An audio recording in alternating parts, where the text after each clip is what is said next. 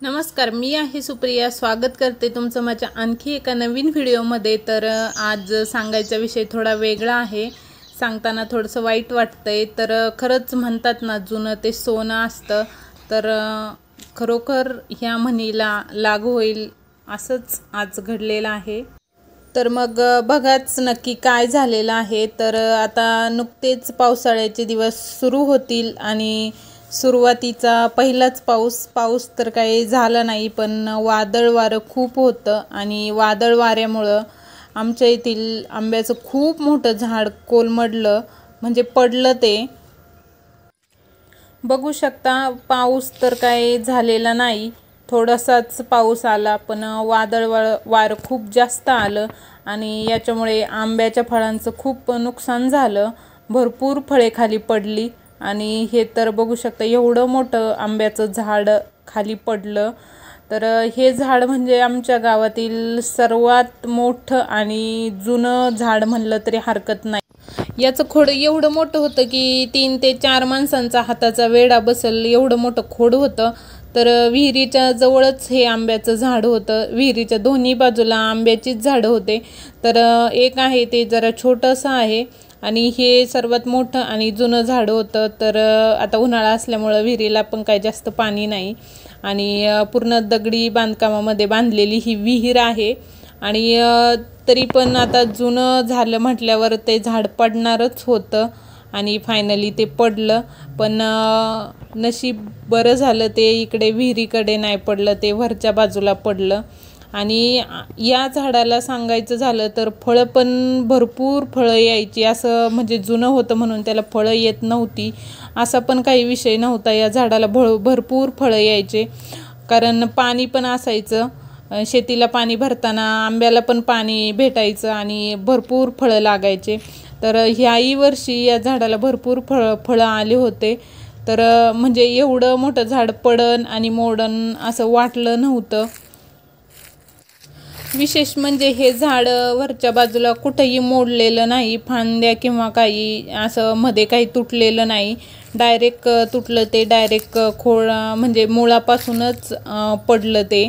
आणि ते पण अर्ध वरती आलं, अर्धच पडलं आणि अर्ध जमिनीमध्येच आहे।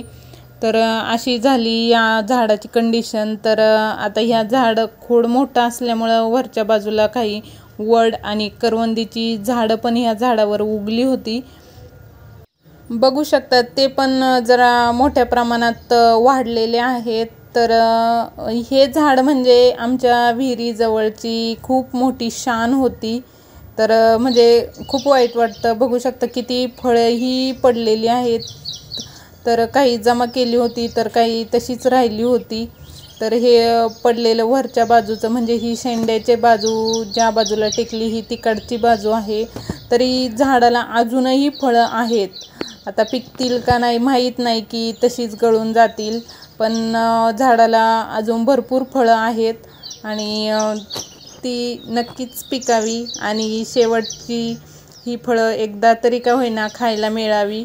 आणि हा आंबा असा होता की हा कधी डायरेक्ट सगळे आंबे याचे काढले जात नव्हते, पिकून पडतील तेच खायचे, पिकून पडतील तेच खायचे। तर हा आंबा संपूर्ण अर्धा बरेच दिवस पुरायचा, म्हणजे सांगायचं झालं तर जूनच्या शेवटच्या आठवड्यापर्यंत ह्या आंब्याचे आंबे पुरायचे।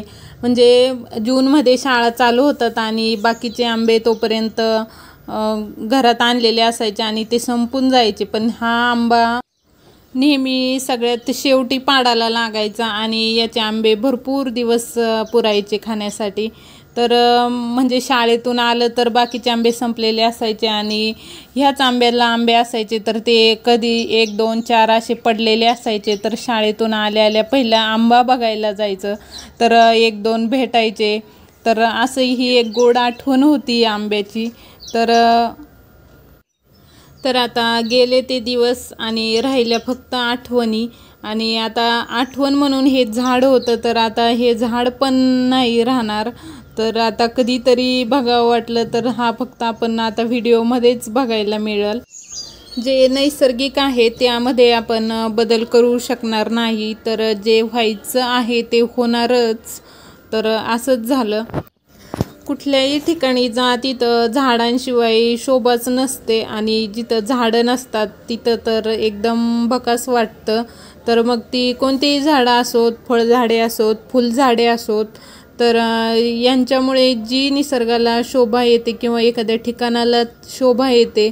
तर तसंच हे पण एक आमचं विहिरीजवळचं ठिकाण होतं आणि या ठिकाणाची आता म्हणजे सौंदर्यता कमी झालेली आहे। अशीच एक जुनी आठवण म्हणून हा व्हिडिओ तुमच्याशी शेअर करावा वाटला। तर चला तर मग भेटूयात आणखी एका नवीन व्हिडिओमध्ये।